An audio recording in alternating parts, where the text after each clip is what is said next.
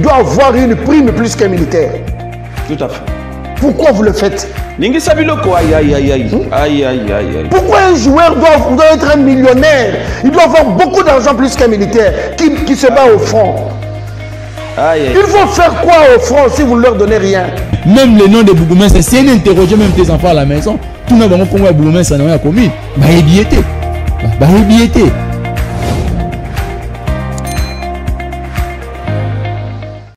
Mais yo, en tant que conseiller, qu'est-ce qui s'est passé? Il va changer mon tout ce qui mandat ici. Et puis, il va changer mon toit, les peuple congolais. Ce qui a épousé le mandat, il va aller, n'est constitution et lobby. Le peuple congolais n'est pas Koluka, Acha Moutoumoussou. Pourquoi un joueur congolais doit avoir.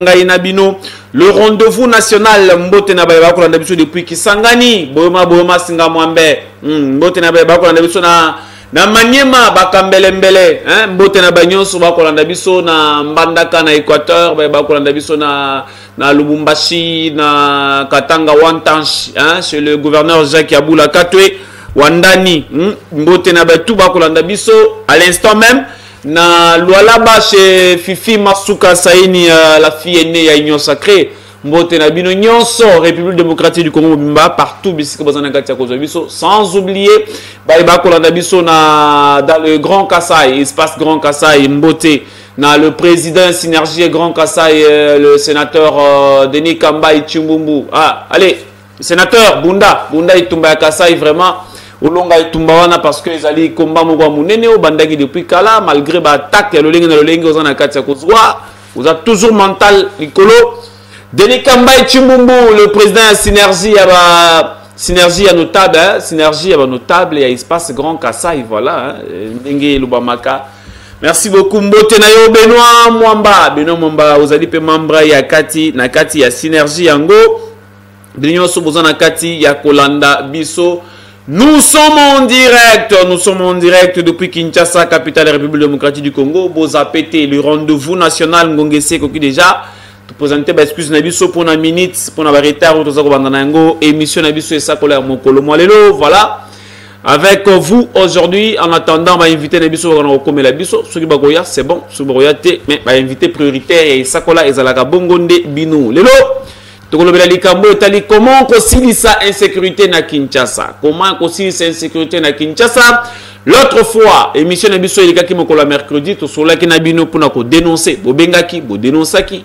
Batu Union soit bengaki, dénonsaki, insécurité, comment message, na milieu au Bozali Kokutana. Merci Nabino Nyon sur Bobengaki, merci Nabino sur Bukomaki.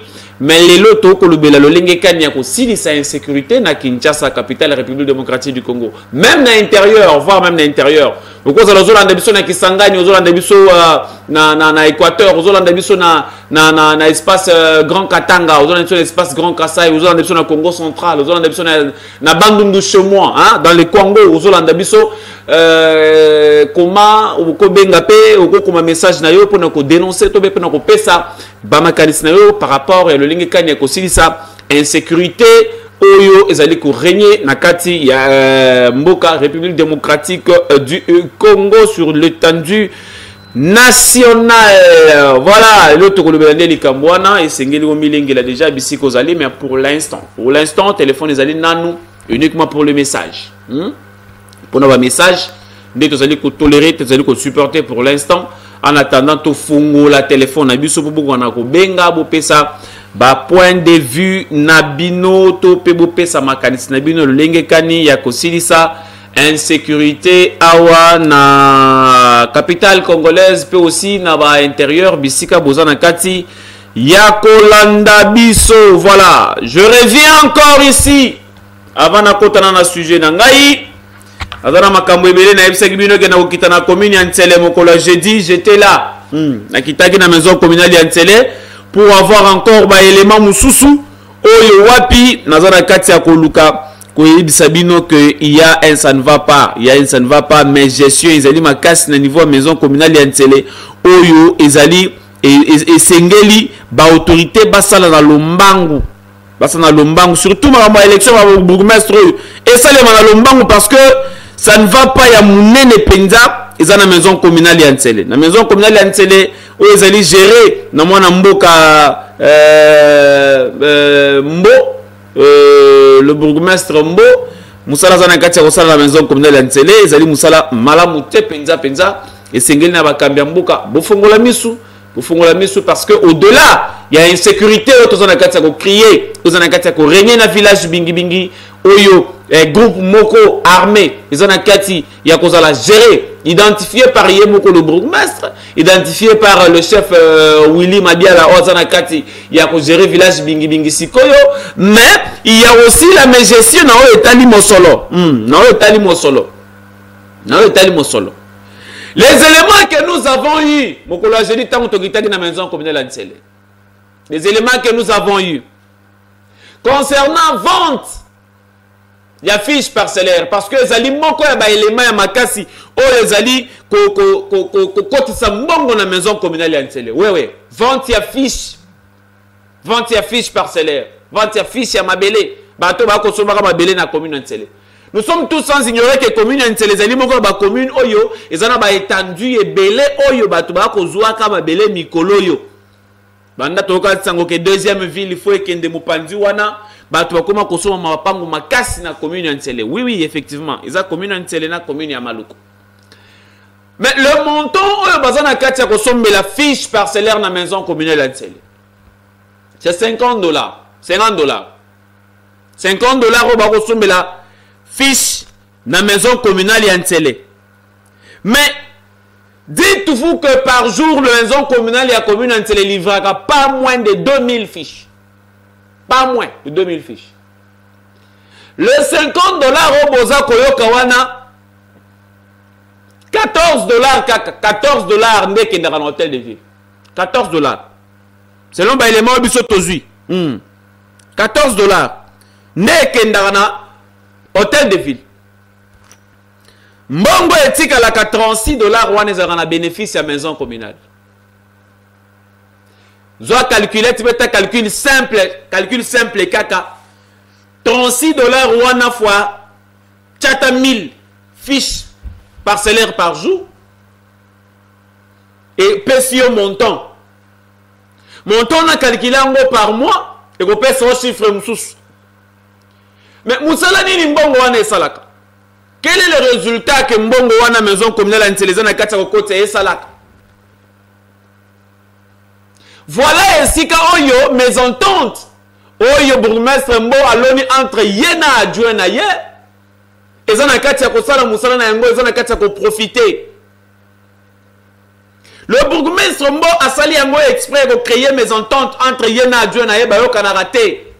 Et il a légué le pouvoir na directeur de cabinet na ye ozana kati ya ko signer ba mikanda ko engager même commune maison communale na ba dossier mususu très crucial en utilisant même basso. En utilisant même basso. Ya commune. On a mboka nzuzi ba photo ya bourgmestre Mbo ezawana. Eza ko cohérente, eza ko balana te. La gestion est na mutu ya maison communale ya Ntele. Bolanda beauté wana te, peinture au bâti na maison communale wana te. Bolanda esthétique ya bureau wana te. Mais l'argent qui entre. Commune ya Ntele zali moko ba commune lokotsa mbongo makasi na kati ya capitale congolaise. Mais mbongo eza kokota na maison communale ya Ntele sala musala nini. Prenez le $36 par fiche parcellaire. Multiplié par le minimum, il y a 1000 fiches peut-être par jour. Tous autant 100 fiches par jour. Par jour, bétan ou 100 fiches par jour. Multiplié en gros fois 30 jours, bien pour 26 jours. Tu as le montant. Le $36 aux pour revenir dans la maison communale. Pour ne pas parler de la rétrocession au hôtel de ville et les hommes qui sont dans la maison communale. Mais est-ce que la commune a une sécurité? initiative nini mokambi ya commune Ntsele asi azui déjà pour améliorer, pour moderniser commune Ntsele. Quels sont les efforts oyo bazana kati ko conjuguer? S'il faut parler de la gestion bien sûr. Voilà esika oyo mésentente zana kati ko sala musala na yango.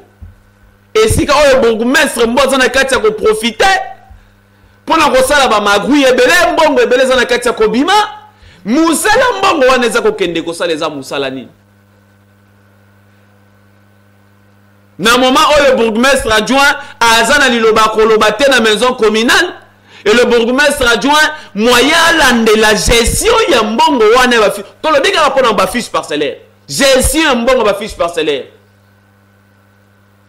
Le bourgmestre adjoint azata na linzaka azata na tante ya komi koti sana kati pona retourna po azomo na kokote la wat bureau ya bourgmestre akota rangote bureau ya bourgmestre adjoint akota rangote. Donc azomona te ko bandela wapi pona kende ko tuna gestion ya mbongo wana ya ba fiche parcellaire musale salaka. Est-ce que bande ko IGF donc bino boko kita na ba maison communale te IGF boko kita na ba maison communale te so ki ba pesi bino ba prérogative ya kita na maison communale bo bandela commune Ntsele bo bandela na commune Ntsele ya ça ne va pas là-bas na pesi bino calcul simple fiche parcellaire na maison communale $50 $14 et dans hôtel de ville. $36 et tikali pour la commune. $36 wana bokende bo vérifier. Ngaba élément information na zoa hier. Pas moins de 2000 fiches. Pas moins de 2000 fiches parcellaires. Pas moins. Ce que mettre $36 wana fois 2000. Bon wana est-ce que eza image. Il y a peinture au bâtiment de la maison communale. To image ya kiti wana ya salon wana ya bureau. Oyo mwana mboka mbo asombi wana esika. Kozonge la dossier oyo pona kolandela ngo na mozindo. Parce que makambo ezebele na kati. Makambo ezebele na kati. Kozonge la dossier wana. Merci beaucoup mwana mboka Nzuzi Mbala. L'excellent ministre Muto Esengeli Kobenga ta excellence. Il est là. Doudou Famba Likunde Libotai. Ministre des Finances ozana kati ko sala quand même fierté. La République démocratique du Congo, voilà. Là, Boza Komon a ndengeni na otaï ko signé na bande ko Banque mondiale. Au-delà de ça, il a conjugué des efforts de Doufamba assis à avancer déjà. Quand même, na Makambo Italie finance la République démocratique du Congo. Récemment, otaï ko le belabino le Kambo Italie transparence fiscale. Donc, Doudou Famba Azali Mokoba ministre Oyo Wapi Azana Katia Kosala fierté la République démocratique du Congo aujourd'hui. La RDC a reconnu tout à fait tolo na domaine ya makambo Italie gestion à Mosolo parce que les loyo bandeko Banque mondiale bandimi que ba avancer ezali depuis que Mwanamboka Doudou Fambazani na mutu ya ministère des Finances et que le chef de l'État Félix Antoine Tshisekedi Tshilombo a payé banzela to a payé ba directive à suivre pour que babongo ko sauver République démocratique du Congo. Boka ki récemment to bisaki bino ke non to yokisaki bino ndenge Doudou Famba lobaki en Assemblée nationale que dette il y a République démocratique du Congo donc to nango za 18%. Hein? Donc, ils ont représenté absolument rien par rapport au budget de la République démocratique du Congo. C'est-à-dire, il faut dire bravo na mwana mboka Doudou Famba pour na quand même Moussala Makasi Aza Nakati Yako Sala. Voilà, victoire diplomatique. Toujours retard à côté les bino vidéo wana, je pense que côté les bino yango na émission na biso oyo ko ya liboso émission na biso ya lundi. De côté les bino quand même point de presse oyo ministre ya justice donc ministre oyo azali ko jouer intérim ya ministère à justice ya ministre à justice voilà bien sûr mwana mboka Bemba Samuel Bemba Tanda Kabuya a autant tenir point de presse moko aujourd'hui na ba 9h-10h voilà oui on était là mais on ba image de Zubiso moins retard quand même to les bino yango na édition de Zali ko ya Mikol Boso Samuel Bemba komisi diplomatie réussite diplomatie au chef de l'État Félix Antoine Tshisekedi Tshilombo amenaki oyo wapi eboti bambuma lelo esengeli ko encourager yango atalisi ete cour africaine ya droit de l'homme et de peuple et bibongo na ko se déclarer compétente oui voilà c'est déclaré compétente pour na ko babongo ko juger topé ko sambisa likambu ya conflit ezali entre République démocratique du Congo na mboka ya Rwanda Samuel Bemba talisi que na Mikolo Koya donc esengeli ko s'attendre na procès oyo wapi esengeli Rwanda za la condamné par rapport ya ba agression par rapport ya ba mabenyonso oyo aidu bongo na kati ya ko commettre à la République démocratique du Congo. Mais entre-temps, cour epesi Rwanda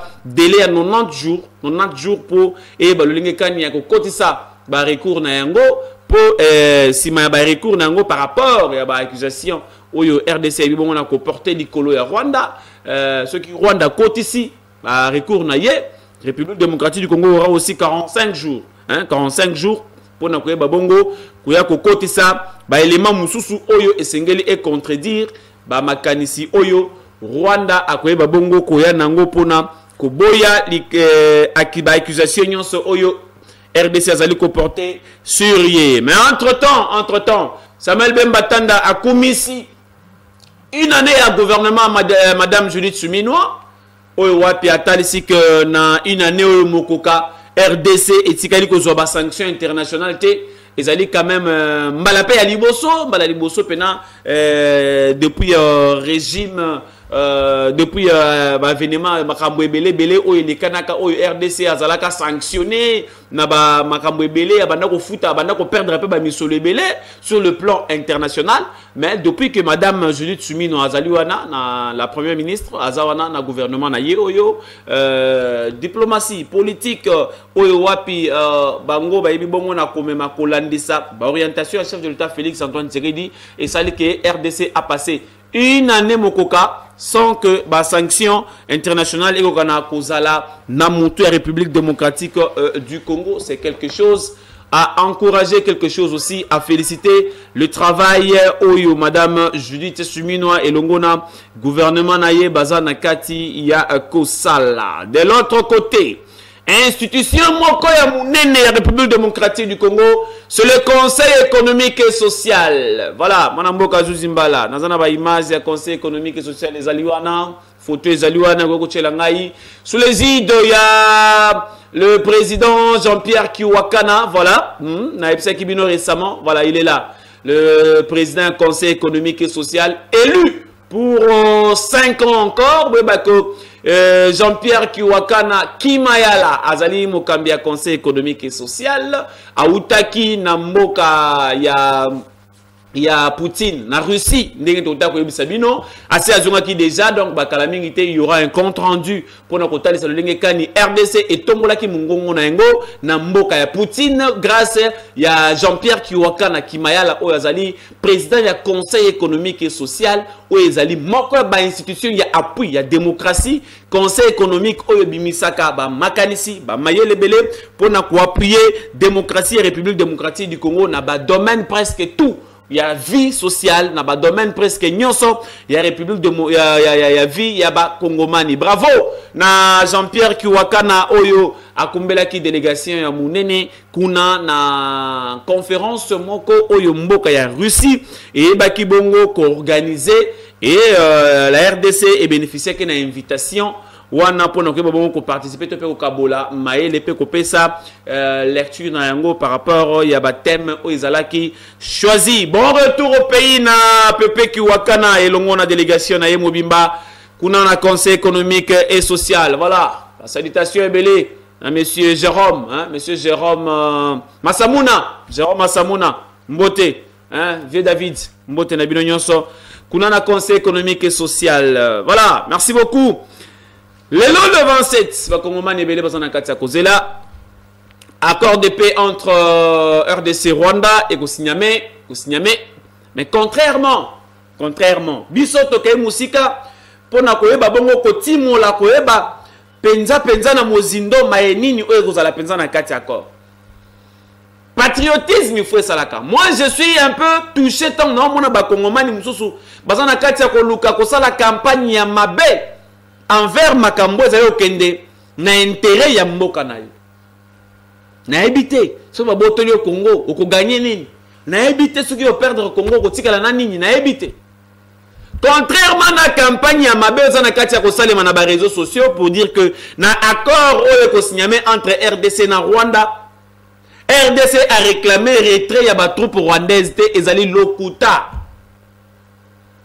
à réclamer retrait il y a armée rwandaise, j'allais dire, hein? Excusez-nous, à réclamer retrait il y a armée rwandaise na sol ya République démocratique et ezali lokuta bokanga mpe boyeba que na kati ya accord oyo ekosigname lelo le 27 ndenge ba congolais belé baza na kati ya kozela yango na mboka ya États-Unis d'Amérique na kati ya accord wana parmi ba éléments clés ya liboso ezali d'abord retrait ya ba troupe na kati ya sol ya République démocratique. Rwanda a retiré ba troupe naï. Et ça na kati. Contrairement à ce qui circule dans les réseaux sociaux, contrairement à ce qui circule non, RDC a réclamé et parmi Babylone et Babalongoli na kati ya accord wana eza balobeli likamwa retrait ya ba troupe te na kati ya mabele ya Congo oyo ezali lokuta. Ici, nous informons les Congolais. Ici, nous vous passons la bonne information. Où ils ont dit que que parmi les éléments clés, les éléments majeurs, que l'accord Oyo est signé. Namboka, il y a Donald Trump, excusez-nous, parmi les éléments clés, il y a un élément Oyo et Sengeli Rwanda a retiré les soldats naïe na mabele, il y a République démocratique du Congo. Voilà pourquoi. Voilà pourquoi Tolanda qui peut totalaki na site présidentiel au chef de l'État Félix Antoine Tshisekedi Tshilombo lobaki que ce qui Donald Trump a réussi mission oyo ya kotia kimia na parti est République démocratique du Congo lui Félix Antoine Tshisekedi Tshilombo akozala le premier à voter pour un prix Nobel ya paix bon on a coupé c'est Donald Trump voilà. Mais la question reste maintenant suspendue. La question reste ici qu'il y a des marches oyo, il y a bande konabiso mususu. De l'autre côté, to moni mutu nabiso babengage mutu amande fukuna akot mene ba consultation na ye. Tokosuka wapi? Tokosuka wapi? Démarche ya basango na ba mission nipo na dialogue. De l'autre côté ceux qui Trump accord de paix entre Rwanda na nini ba signer le loye ke boyoka ne koti. Je pense que la politique wana émission nabiso pour qu'on a coupé biso réponse na question wana ti tokoma na émission ti tokoma na suka ya émission nabiso ya mokolo moi lelo. Voilà, merci beaucoup tokoti na émission nabiso. Merci beaucoup na mwana mboka Nzu Zimbala. Dieu merci kuna na régie. Tokoti na émission nabiso, téléphone eza déjà gofungwama. Uko koma message, okope sa lecture na yo. Par rapport à sujet tout ça na kati ya kolobela. Comment concilier sa insécurité na Kinshasa? C'est le grand problème. Donc concilier sa insécurité na Kinshasa. Plusieurs autorités, plusieurs gouverneurs baleki, plusieurs commissaires provinciaux de la police baleki. Mutuna mutoya na politique naïe. Mutuna mutoya na stratégie naïe. Mutuna mutu ayaka na système na ye ya ko appliquer pour na ko silisa to ya criminalité na Kinshasa pour na ko silisa to ya insécurité pour na ko diminuer to ya insécurité na Kinshasa parce que parler de ko silisa c'est trop dur hein? Donc il faut ko diminuer bien sûr mais ko silisa ezande ngambu te ezande ngambu ko silisa ezande ngambu mais sengeli biso so ba kongomani to mikotsa so to mikotsi na kati biso so ba kongomani to mikotsi na souci wana ko silisa insécurité et aussi là hein et aussi là surtout signer en kaka to koti ya esprit biso nyonso ba kino to le que non en tout cas ka mo insécurité to telemela en kaka et aussi là moi je me rappelle ma période borobo na Kasai kuna to kaka likambe ba fazer ko diminuer à l'époque où le général Ami Sitango Fort Azalaka commandant commandant ya Kasai oriental kuna bande ko gérer. Il y a eu un moment où ba chege ba mataki au créneau bazalaki donc au côté marché au bima soit n'importe ou bien on perdre biloko nyonso mais à un moment donné bande ko na biso ba na timo le diamant ba trésor en tout cas ba kendaki au delà pour dire que non trop c'est trop donc ba côté là ba chege donc kimia pe kotaka c'est pour dire que peuple ndemo constitution peuple a se décidé et te kimia kota na domaine songolo pakala et kokota na yango awa to banda ko lobela likambo comment possible ça insécurité na Kinshasa tout mon opération du Kofi ya kao opération du Kofi et ça la kitana yango opération du Kofi avec le général Célestin Kanyama Irenyaki na Kinshasa awa oyo wapi après un moment donné to yoka o bande ko droit de l'homme ba porter qui plainte pona makambo na kobetaka batu masasi to pe kobomaka batu bakuluna bato babandai ko semer ba trouble na kati ya ville ya Kinshasa.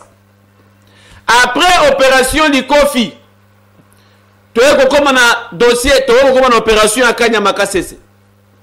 O bakoma wakanga bakuluna awa bazomema bango kuna na Kanyama Kasese, ba parents ebele bazaka ko réclamer, bato ebele bazaka ko déclarer. Lelo oyo la plupart des bateaux pe bakende Kanyama Kasese, ils sont revenus dans la capitale comme des bâtisseurs. Hein? Ici on va aussi dire au moins un coup de chapeau na le général, le commandant, le général Kasongo Kabwik, hein? Coup de chapeau le sako. Ça, félicitations, sincères félicitations, parce que Bilenge et Belé au bazala ko vivre na Kinshasa le ko ba délinquant, Bilenge et Belé au bazala na Kinshasa le ko ba kuluna, Bilenge et Belé au bazala ko vivre na Kinshasa au espoir y a vie, et zala qui ni sous-souté, mais ils sont partis pour revenir le ko ba bâtisseur. Le loto mona bango de fois na nzela ba ko sala misala, ya ko curer baka niveau.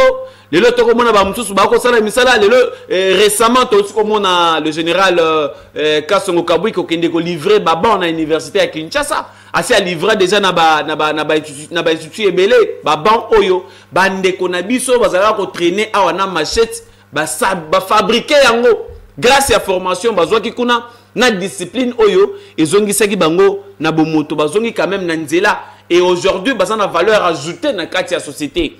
Ezali moko ya ba schéma oyo pona maka pona koyeba boko ko diminuer insécurité to pe ko silisa insécurité na kati ya ville ya Kinshasa, surtout na phénomène kuluna oyo tombokaki. Après opération kotinaka batu na Kanyama Kasese emeke ko kitamwa muke toyeko koma na opération Ndobo. Opération Ndobo. Ouais, opération Ndobo pesa na kati ya Kosalema. Opération Ndobo pesa na kati ya Kosalema. Est-ce que ça a les résultats? Na union sur le bloc de structure annoncé. Quel est le résultat? Est-ce que l'insécurité est sinie? Est-ce que l'insécurité a changé forme? Comment tu vois que c'est insécurité na kati ya Kinshasa? Vous avez la biso na ndaku, vous avez un point de vue à quoi émettre, soit au commis message ou bien au bengi pour passer en direct au sa lecture na yo, au sa réflexion na yo par rapport à l'insécurité insécurité que c'est dans la ville province à Kinshasa. Et c'est une contribution à Moutounios. Au jour d'aujourd'hui, nous avons le général Israël Kantou, au Azali commandant et commissariat à la ville province à Kinshasa. De son côté, Azana Katia Kosenga, Tongo me dit pourquoi la population va collaborer na la police pour être dénoncer les délinquants, pour dénoncer les unions inclus na Katia Mabe pour être diminuer, to peut aussi ça insécurité aux Katia ko régner na ville province ya Kisasa. Mais de l'autre côté, on a émission Outa Koleka. Accusation peut porter Nicolo ya batu oyo bakolataka tenu. Il y a aussi likambu ya ba faux policiers oyo baza kotelaka batu na bandako. Moi je pense que c'est le moment oyo wapi et sengeli quand même le commissaire provincial oyo Yesika a procédé au moins na recensement, na identification. Ya koyeba nani aza policier nani aza policier te. Parce qu'on a beaucoup de fil tozwa ki awa l'autre fois. Population bandai ko la makasi ko ba été na ba éclaireur la police a comment ko utiliser ba comment ko lokota na bana na nzela ko latsaka bango ba tenu batu o ba vu formation à la police te batu o ba vu formation à malonga te mais ba komi ko lata ba tenu ko kotelaka batu na bandako pour ko salir image à la police. Est-ce que tu veux procéder dans notre politique, il y a sensibilisation, il y a recensement, j'allais dire. Est-ce que Bakambi à la police, par contre, nous avons la identification, Batambo la basiat, Balbalo ko repérer, ko identifier na basiat na basousiat union sur qui ville province à Kinshasa, ezali combien? Ba commandant na bango. Baye batu o bazana katia ba agent o bazana katia ko evre na katia basiet na ba société quelque part population zana katia ko là population zani victime Il y a tracasserie. Population est victime. Il y a insécurité. Oh, selon population, tant que comme on a monté là, tu sokoto, mbalamoko pona ye, c'est que monto azali agent, il y a ordre. Azali agent, il y a la police. Parce que moutounion soza kola ta tenue la police aza policier. Moutounion soza kola ta tenue la police. Est-ce qu'il y a une formation qui est policier? Moutounion soza kola ta tenue la police, moutounion soza ko simba arme. Est-ce que réellement azali policier? Mon général Silvano et mon général Israël Kantou. Il faut qu'on procède dans notre sensibilité. Mon parade au Salaka. Parfois on se dit que et ça les policiers bangonyo sauter débat répondre à la parade douane. Et ça bangonyo sauter. Mais il faut réfléchir, il faut pousser les pensées plus loin. Chercher comment, quelle politique mettre en place pour identifier moutounion so azali na tenue à la police. Si réellement azali policier, azali unité nini, azo formation wapi, ba masuwa na epe banani. Marambo tozwa ki a fois passé. Ya wonde za kotini na biso to kana kolobela population awa. Pona kotalisa na bino ba autorité, boluka politique, ya kotia na nzela pour te population avanda kimia. Comment tu reconcilies sa insécurité na Kinshasa? Comment tu reconcilies sa insécurité na capitale de la République démocratique du Congo? Aussi longtemps qu'opération Likofi ezalaki awa, tout le monde a kuluna ezalaki lisusu ta. Na moment oyo na ba période oyo opération Likofi avec le général Silvano et Célestin Kanyama ezalaki na Kinshasa. Kuluna ezalaki lisusu te. Bakuluna bakoma okima. Ebele bakuluna basimbaka Bible. Ebele bakuluna bakoma ba choriste. Bakoma ba muzikana. Okuta na tonga na école ye wana ofongola voix. Na ba école surtout na Ilanga boy. Ofongola voix pour que ndeko sala test na maison mère. Et comment soko indexer mutu que non yo pe ozala kuluna de comme problème. Opération di Kofi.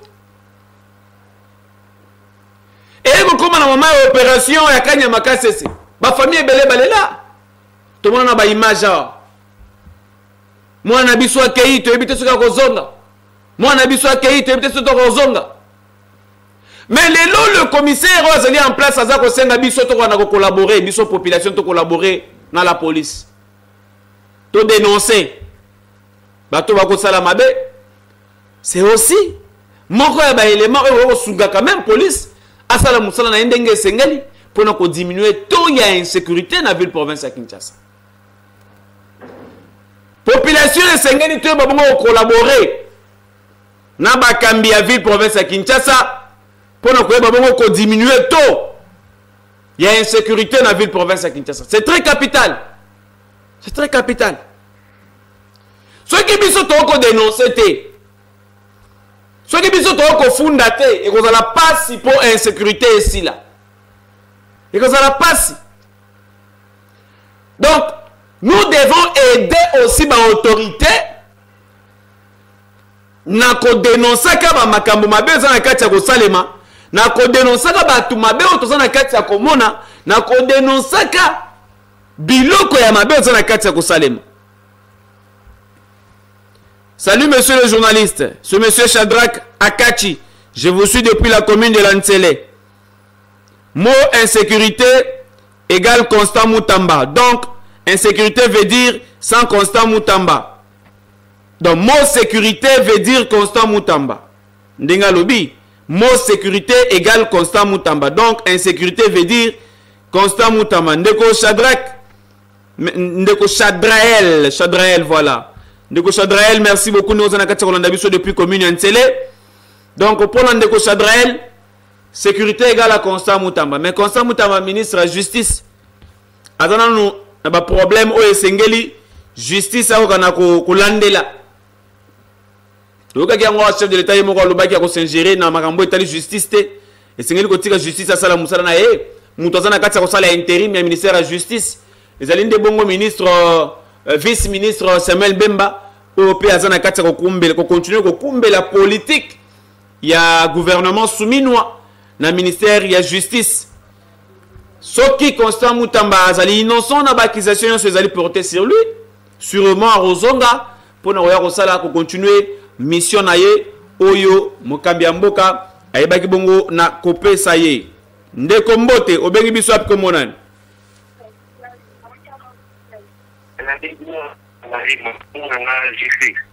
Ndeko bengi biso api ezali mpe musika na écran tokende rapidement.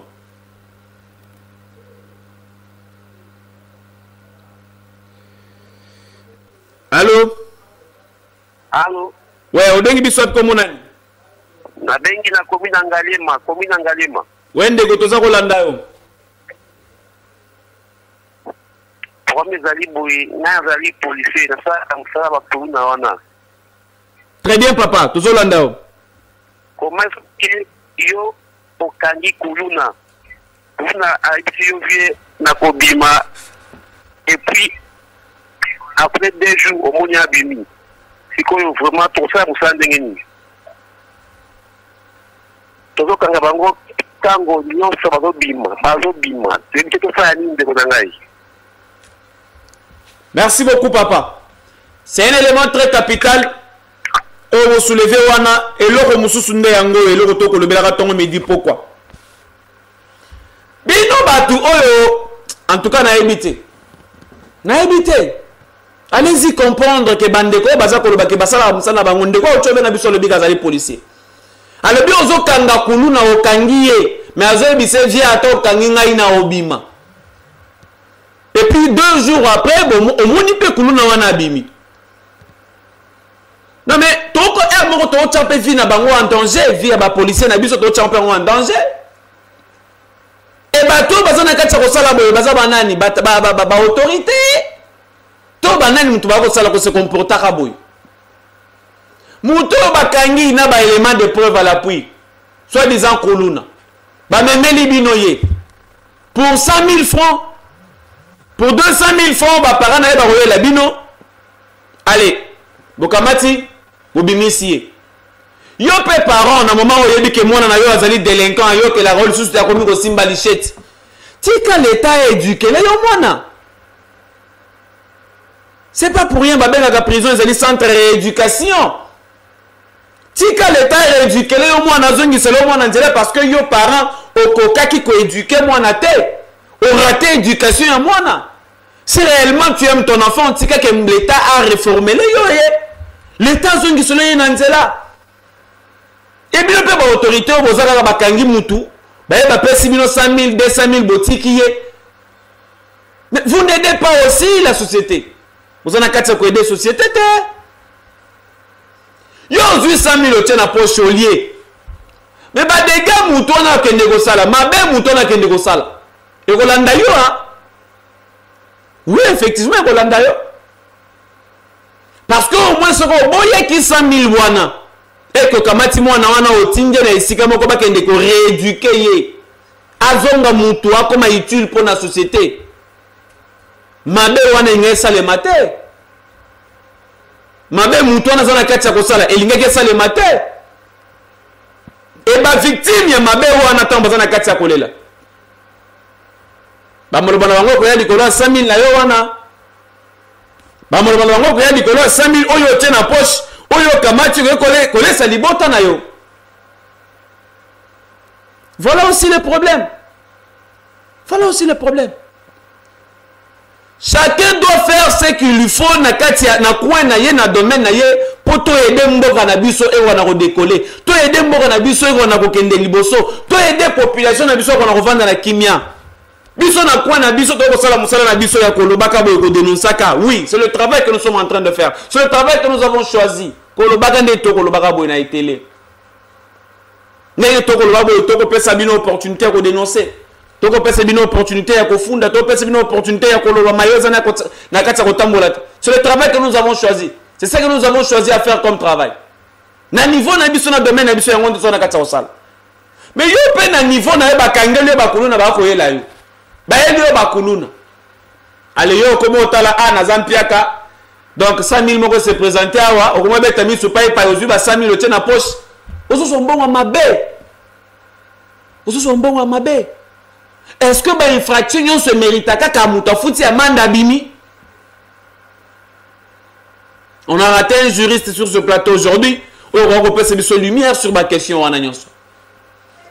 Est-ce que ba infraction nyonso esenga kaka mutu na futi amanda bimi? Tout ça ba infraction mutu se sengeli mutu a purger quand même peine. Et sengeli peuple a quand même informé na makambwana. Peuple a quand même initié deux fois dans makambwana. Nous devons défendre l'intérêt de la population, l'intérêt suprême ici. Le peuple doit vivre en paix. Le peuple sengeli à vivre en kimia. Sur le plan social, sur le plan sécurité, sur le plan santé, sur le plan nyonso. Parce que sengeli va vivre en kimia. Mais ceux qui ont na kati ko favoriser angle moko ya insécurité, le ko li kamboto ko lobaka wa tongo midi pourquoi? Na sous village Matu na village na village Bingi Bingi. Et ça na ba élément moko incontrôlé bazakuna. Ils ont des éléments incontrôlés bazakuna. Nous dénonçons. Mais le reste, c'est n'a pas service, elle était seule, Moussala Nango, ça l'a suivi. Parce que la maison communale est installée, on sous-entend que le service non se allie. Oui, le service non se allie la maison communale est installée. Mais qu'est-ce qui fait que le rapport, il y a mouvement Oyo, insurrectionnel Oyo, mouvement incontrôlé Oyo. Et ça, comme les autorités dans sommet, c'est quoi le problème? C'est quoi le problème? Qu'est-ce qui se passe? Qu'est-ce qui se passe?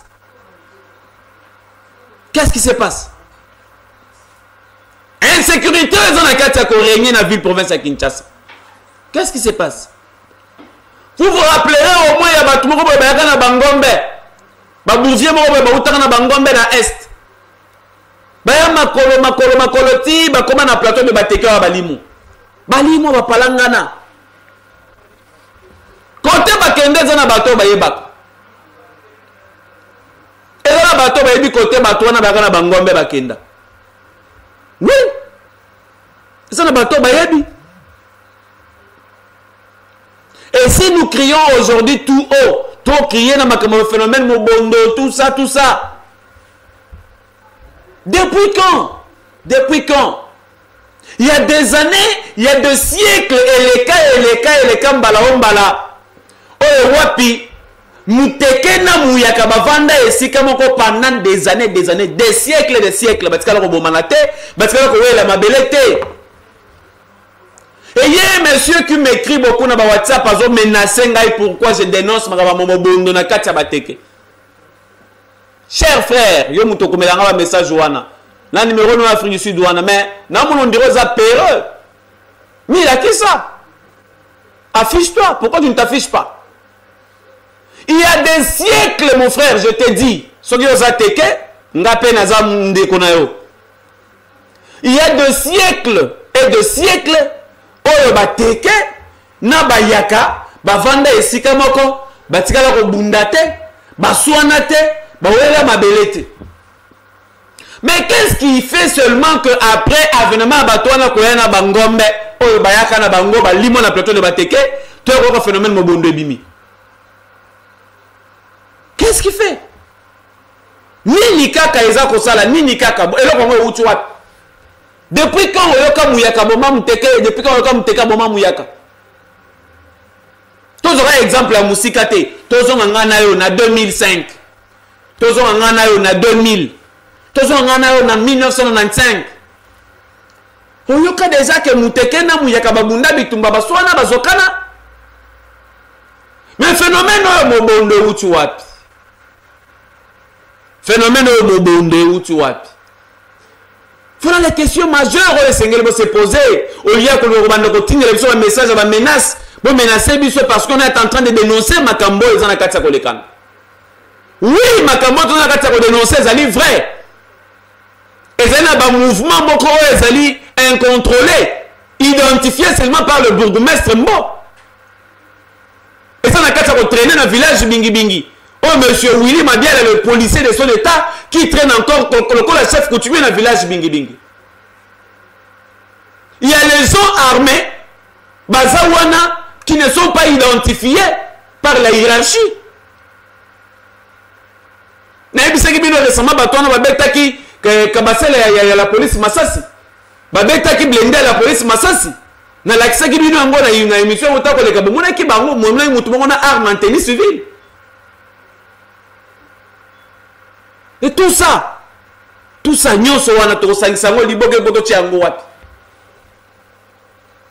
Municipalité à commune Yansele, et ça dit très mal géré.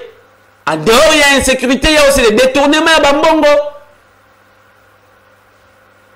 N'a pas les bino bas détails, n'a pas les bino bas éléments, n'a pas les bino bas détails. Voilà. Vidéo dans l'extérieur, bino faut passer yango. Quand il s'agit d'insécurité, biso à Tokoloba.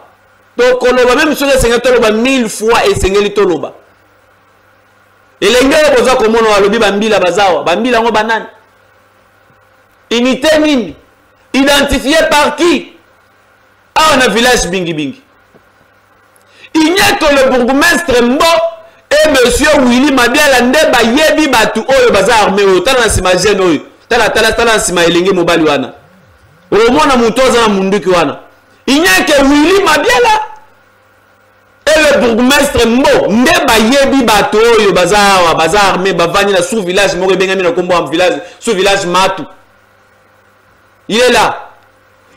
Il n'y a que le bourgmestre Mbo, le titulaire bourgmestre Mbo et son adjoint. Et non, et le chef coutumier, le chef Willy Madial. Le titulaire et son adjoint, et le titulaire et le chef coutumier, parce que le bourgmestre n'a titulaire, n'a adjoint et copé les garates.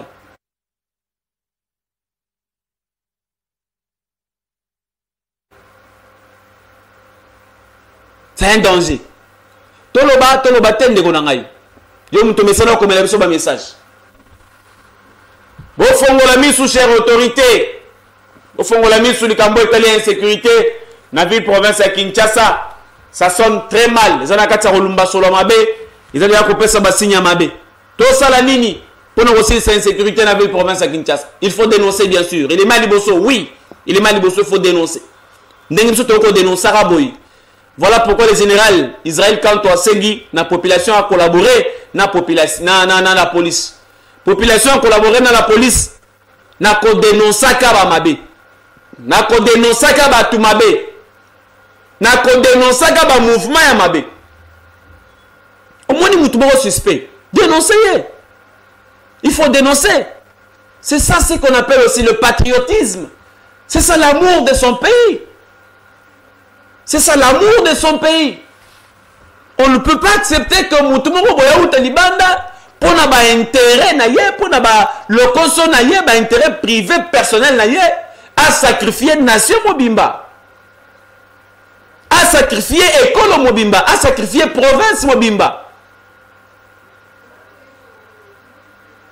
Bino boye, bino ba politique boye, beaucoup ta kimboka, beaucoup les capés, beaucoup tika mboka. Voilà pourquoi nous autres, nous avons intérêt à défendre Mboka. Parce que Mboka nous n'avons que le Congo comme pays. Et c'est nous qui défendre au Congo. Pour défendre au Congo, le niveau de Bisso, nous avons tous en Yo population, il faut défendre Mboka na yo, na ko dénoncer ka mabe, na ko dénoncer ka makambe mabe, na ba suspect aux en katsa commune.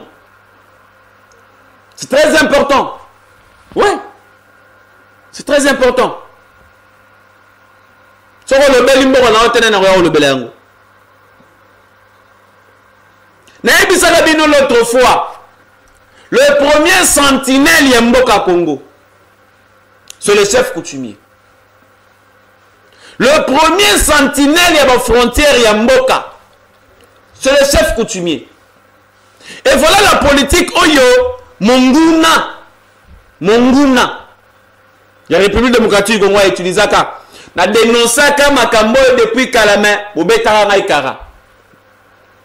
Il y a eu des doublements, il y a des chefs coutumiers dans la frontière presque de la République démocratique du Congo. La politique que l'ennemi avait utilisée. On a eu à déloger un vrai chef, qui a le pouvoir dans Makila, pour imposer un faux chef coutumier, qui a même dans la lignée, il y a beaucoup de lignée chefalité. Dans la partie est, on a Mobimba. Ceux qui ont un conflit à pouvoir coutumier, ils ont régné kuna makasi. Oui, oui. Naebi quelques conflits, ils ont régné kuna net na chefferie à Bafuliro. Conflit, ils ont régné kuna na chefferie à Bafuliro. Le moi mintimbi, moi mintimba, le vrai moami, balongola na makasi, imposa un faux moami. Pour na intérêt na bango. Bonjour papa, pardon, le bela bango, oza mwana mboka, pardon, mutu oyo azoboya, yo seke azali mwana mboka te, merci, mokolo malamu na yo, pena libota na yo, ezanga indeko, moleka Elvis, merci beaucoup ndeko moleka, ndeko Elvis, merci quand même pour na message na ndeko komeli biso, merci ndeko zona katsa kolanda biso ndeko Elvis. Nalobaki likambu, il y a des doublements, il y a des chefs coutumiers depuis Kala, depuis l'année passée. Ceux qui te tirent attention, t'es dans makambu ya pouvoir ya bokoko. Toko sutuka mokolo moko mboka Kongo oyo etekami, mboka oyo mobimba ekei. Esengeli likambu oyo ya pouvoir bokoko ezala respecter. C'est ici que nous avons salué mémoire, il y a le feu Erol Michel Mvunzimeya, paix à son âme. Le ministre délégué, qui a charge à faire coutumière dans Maboko. Combat ya Mvunzimeya et Zalaka, il y a que dépolitiser l'affaire coutumière. Bino ba politique ya Congo, bolongola maboko na bino na makambo ya ba chef coutumier, bolongola. Bozona kati ya kwa faiblir pouvoir na biso ya bokoko. Lelo ya comme chaque politicien, il faut être un chef coutumier na ye. Toujours kende wapi. Ba élément majeur que c'est qu'on soulever aussi insécurité na kati ya mboka. Vous allez faciliter que mon mouna kota facilement. Parce que quelqu'un qui n'est pas de la lignée chefale, Moutou azalina makila ya boko côté, makila qui mfumute. Il va chercher à tout faire pour protéger le pouvoir qui ne lui appartient pas. Alors que ne koluka même banguna, boya, bovanda, bo sécuriser ngai nazalaka ka mokonzi. Et par là monguna petango koya ko poser pe ba condition na ye. Voilà comment frontière ya mboka na biso za koma fragile. Voilà comment Monguna a un accès facile à la frontière en Mboka na biso Congo. Monsieur le vice-ministre Moi Mindezi, vous avez un grand travail à faire. Monsieur le vice-ministre, il y a une charge à l'affaire coutumière. L'actuel, oui, Moi Mindezi. Votre nomination, cette fois-ci, on a un Mwami Namoutou. Il y a l'affaire coutumière République démocratique du Congo qui est au côté dans le secteur Rwanda. Qui est au côté dans le secteur Rwanda. Mais apparemment, tous allons continuer kaka. Tous allons continuer kaka. Na même allure. Sécuriser la frontière de la République démocratique du Congo. C'est bien traiter les chefs coutumiers. Bien traiter avec les chefs coutumiers et suivre de près en respectant l'arbre généalogique. Il y a ma famille régnante dans la ethnie nyonso,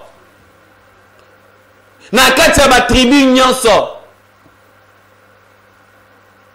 Ceux qui te respectaient et loko oyo frontière ya mboka na biso ko la sécuriser comme il se doit. Tokolela ka lisu sur insécurité te na mboka na biso. Bonjour, Ngabibi Maïza, hein? Maïza na lobi boye. Bassa la recensement na la police. Merci beaucoup. Merci beaucoup ndeko na biso bibi. Ndeko za katsa kolanda biso. Merci na contribution na yo. Et sengele recensement et ça les ma oui. C'est un élément très capital. Auto concernant le général Israël Kantou. Alors qu'on a procédé na ngona lombangu. Recensement. Ba recenser. Ba yeba nani aza policier, pe nani aza policier te. Pour na kosilisa likambo oyo. Toko latisaka la police tongo me dit pourquoi. Ya koloba ke police a commis ko travailler na ba ennemi, a comment travailler na ba kuluna, comment travailler na ba criminel, na ba bandit ko côté la ba na banda. Parfois nous accusons aussi la police à tort. Peut-être bateau ba ko lataka ba tenir ba policier pour ko côté la ba na banda kwana, ce ne sont même pas des policiers. Ce ne sont même pas des policiers. Voilà pourquoi nous allons le recensement où il y a recensé les policiers pour identifier les anani. Les amis, nous allons très capital. Eux, c'est en urgence. Pour nous effectif, il y a battu oyo bazana kati ya unité à la police. Il y a battu oyo bazali oyo baponi ko servir école na se à drapeau. Au mona mwana mususu papa na bango azalaki policier, papa akufi atiki tenu, ale mwana récupérer na tenu. Atazo formation te mais récupérer tenu. A récupérer tenu ko molata. Abimi pe na balabala, bandi pe tracasserie. Recenser agent la police, c'est très capital. Mon général Israël Kantou, c'est vraiment très capital, surtout pour na Kisasa Oyo, Mboka Oezali, na ba insécurité, na niveau moko élevé aux populations dans la catégorie de la Tongo me dit pourquoi. Voilà. Merci beaucoup mon Mboka. Dieu merci Nzuzimbala. Kuna na régime de dans la catégorie signaler biso pour la minutage ya émission na biso to comme presque à la fin. Il y a édition na biso ya mokolo mwalelo. Mais il on a ko senga na population to répondre na appel. Il y a le commandant de la ville, il y a le commandant de la police, il y a le province de Kinshasa. Il y a le général, il y a le gouverneur de la ville de Kinshasa. Mon Mboka, Daniel Bumba. Il faut mettre le moyen à disposition de la police. Mettez les moyens à disposition.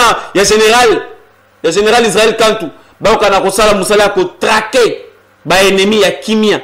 Il y a le traquer les bandits au Kimia partout. Autre élément, il y a une collaboration à la population. Il faut dénoncer, il faut parler, il faut crier tout haut.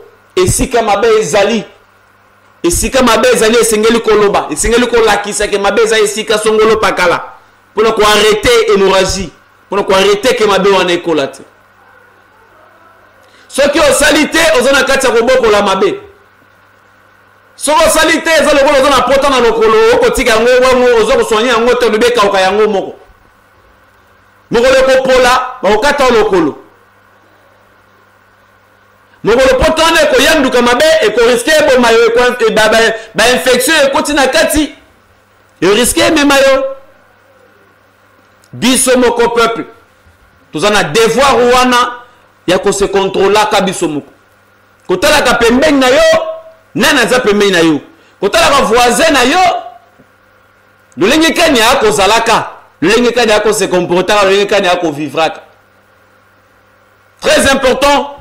Merci na bino nyonso bozwa kita kolanda biso, merci na bino nyonso bokomeli biso, merci na bino nyonso bobenga ki biso to fesi bino rendez-vous mokolo ya lundi na ngonga ya 12h juste émission na biso esakolo ezalaka chaque lundi mercredi et vendredi na ngonga 12h juste tozalaka en direct pona koyeba bongo ko pesa to pe ko solola na bino mayo o état de situation socio-politique ya République démocratique du Congo. Bokomeli biso message bobengi biso na numéro ezali affiché na ba écran ya moto ya yango wana to dénoncer to solola kana ba policier to fundaka o esengeli ko funda pona intérêt ya République démocratique du Congo pona intérêt ya venir ya bana na biso. Merci beaucoup na directeur général Pegintsasa, merci beaucoup na le boss Junior Malaïsa pour le cadre qui t'a toujours branché pour la décision émission na biso yo nangonga ya 23h ngana bino tokutani mokolo ya lundi. Ciao. Une prime plus qu'un militaire. Tout à fait. Pourquoi vous le faites? Ningi sabiloko aïe aïe aïe aïe. Aïe aïe aïe. Pourquoi un joueur doit être un millionnaire? Il doit avoir beaucoup d'argent plus qu'un militaire qui se bat au front. Aïe aïe. Il faut faire quoi au front si vous ne leur donnez rien?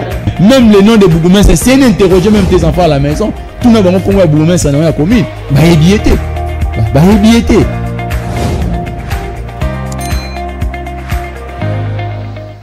Mais yo, en tant que conseiller,